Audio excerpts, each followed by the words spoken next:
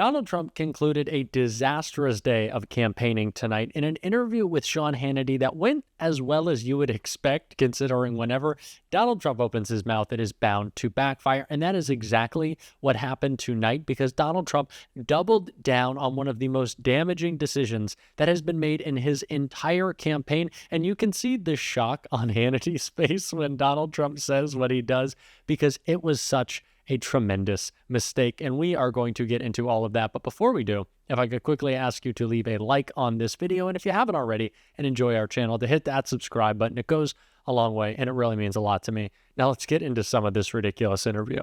They are a little bit more aggressive. Our country is a crime-ridden country. When they go into department stores and they strip the store, and our police are standing out there wanting to do their job, but they're told, stand down, don't touch anybody. And they're walking out with refrigerators, and they're walking out with air conditioners. And there's hundreds of... They let them walk. Some new fake fear-mongering stories for Donald Trump. They're coming for your air conditioners. They're coming for your appliances. They're going to steal them. They're stealing them. The police can't do anything. This is Donald Trump's closing message. It is scattered. It is weird. It is conspiratorial. It doesn't know what it wants to do. All it knows is it wants to fear-monger. It's the only thing Trump really can do at this point in the campaign, when he can string together enough words to kind of be coherent. And all he can do is fearmonger. All he can do is attack. It's what we see right here. And yet they do it. Maybe it's because they want to destroy the country. I don't know. Or gender-affirming care for minors. Sure. Care without parental consent. So a young man leaves for school and goes to school, and the authority takes him over without parental consent, and they do things to him that you don't want to know about? I mean, is this supposed to be America? I don't think so. That doesn't sound These people are radical people. And let me tell you, she's not a smart person. She's a low IQ individual. I've said it for a long time. She speaks so slowly. Everything's so slow. She thinks of answers. They ask her a question. She talks about she was grown up with a lawn growing on her front yard. Everything is like crazy. 60 Minutes. More disgusting transphobia from Donald Trump. It has become really central to his campaign at this point. It is the ad that they have spent the most money on in swing states, is fear-mongering about trans Americans. It is just so gross and shows that Donald Trump is willing to attack anyone for political gain. It's always been his focus, is to attack and divide and to lie and spread fear. And of course, that comes along with a lot of conspiracy theories about the Biden-Harris administration. One really stupid one can be seen right here. We would have been supplying oil and gas to China, to all of Asia, it's Alaska, to Japan. It would have been unbelievable. We would have been paying down debt. He comes in and he rejects it because the environmentalists reject it. It has nothing to do with the environment. It's good for the environment. When you say energy... It is no surprise that Donald Trump will try to make an argument when all the facts are to the contrary of what he is trying to say. But we were not energy independent under Donald Trump, and we are now for the first time in half a century under the Biden-Harris administration. So I don't know what this talk about not producing enough oil is. Donald Trump loves to talk about energy because no one ever pushes back when he says he'll cut prices in half, and he doesn't give a reason. Then he says that'll fix the economy entirely, which doesn't need fixing entirely. None of these things he explains. He's just confused. He's rambling. We see more of that rambling right here. But if the ocean rises 1/8 of an inch over the next 500 years, we'll handle that. What we don't want is global warming of the nuclear variety, and that could happen tomorrow. It's pretty funny to see Donald Trump fear-mongering about nuclear war when his own generals and members of his own party, who have still endorsed him, but they don't think he should have the nuclear codes, like Marco Rubio, who I always bring up, who's campaigning with Donald Trump today, but still doesn't think he should have the nuclear codes because he knows he is too dangerous. And I think that should scare us. I think that's a pretty telltale sign that Donald Trump is unfit. And he is also unfit because of those he wants to surround himself with. Listen to what he said about Elon Musk. What will role for Elon Musk? So Elon has a lot of roles he could take because he's a very exceptional guy. But he has a thing. He feels there's such waste, fraud, and abuse in our budgets. And he's right. I cannot think of a worse combination than Trump and Elon, not just for the rhetoric, not for just the anger, but the cringe as well. Just Elon's such a weirdo. We saw him at MSG, horrible public speaker. Not that that makes him a bad person. There's a lot of other things that makes him a bad person, but gosh, I just cannot imagine those two together. Can't imagine a lot worse than that. What I can actually imagine is a lot worse than that is the picture that Donald Trump tried to paint in this clip right here. With Hispanics, but I've had really great relationship with Puerto Rico and people from Puerto Rico. They love, every time I go outside, I see somebody from Puerto Rico. They give me a hug and a kiss. So this is the point where the interview really begins to turn, when Donald Trump tries to fix the disgusting comments made by the comedian on Sunday at Madison Square Garden with his comments about Puerto Rico. And of course, Donald Trump does what he always does first, which is lie and come up with a story. Oh, people come up, they hug me, they kiss me, they love me. Earlier today, we saw said he was the best president in history for Puerto Rico. An absolute lie. Of course, nothing surprising for Donald Trump. But what was really bad is when he doubled down on the comments that were made right here. I don't even know if you were there for the whole thing. I don't know what time you got there. I was told and made aware that you had no idea about this comedian who made comments. I have no idea who he is. Somebody said there was a comedian that joked about Puerto Rico or something, and I have no idea who he was. Never saw him, never heard of him, and don't want to hear of him. But I have no idea. They put a comedian in, which everybody does. You throw comedians in. You don't vet them and go crazy. It's nobody's fault.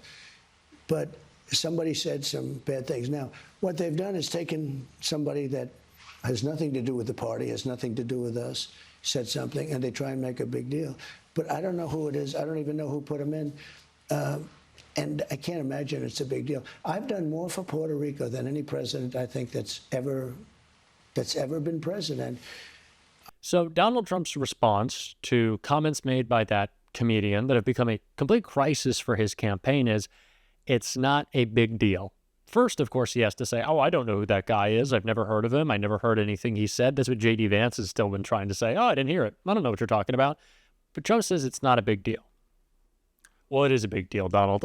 You're about to find out actually how big a deal it is at the ballot box. And he continued to try to make his defense in this clip right here. I was there handing out food. I got in trouble for that, too, because we were having fun. We had a lot of people, and I was throwing paper towels to the back. They were all having fun. Everybody, and the fake news came, oh, that was very disrespectful to be throwing towels.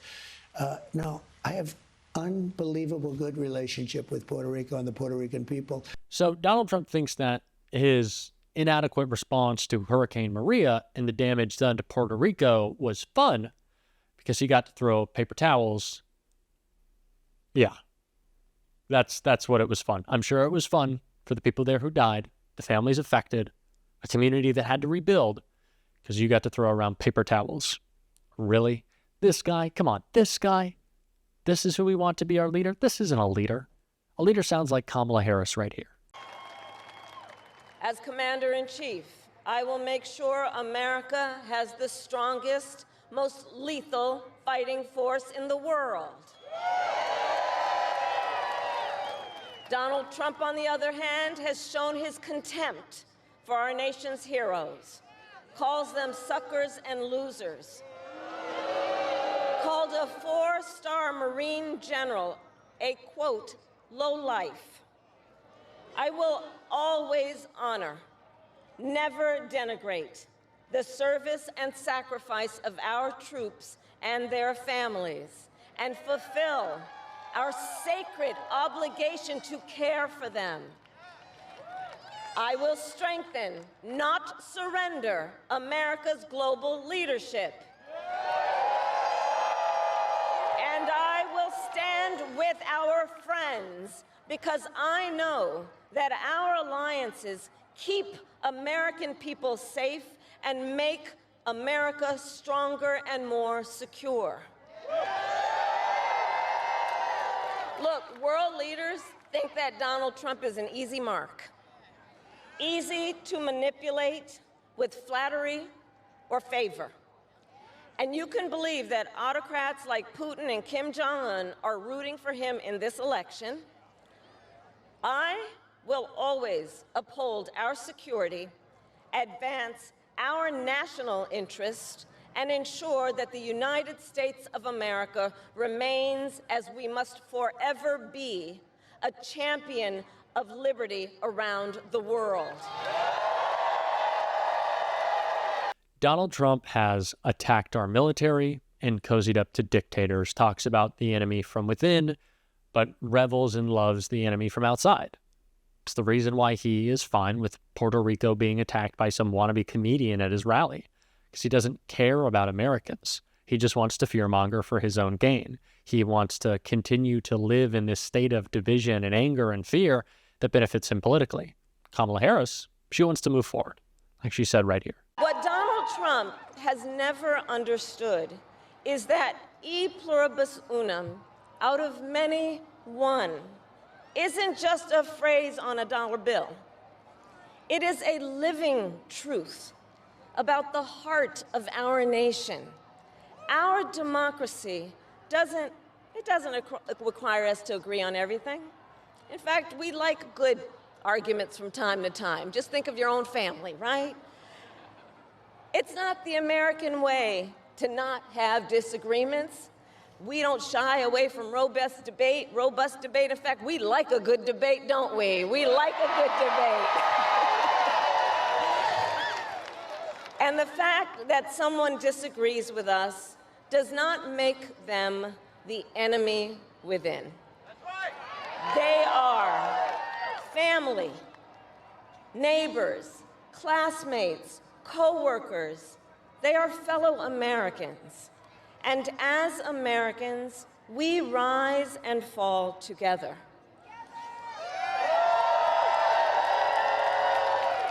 America, for too long, we have been consumed with too much division, chaos, and mutual distrust.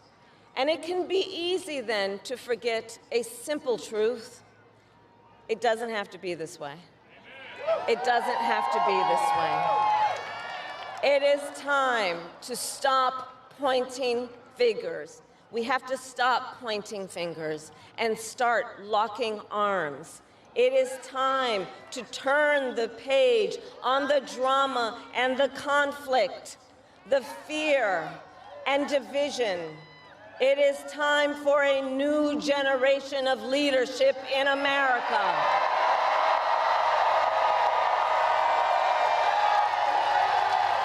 And I am ready to offer that leadership as the next President of the United States of America.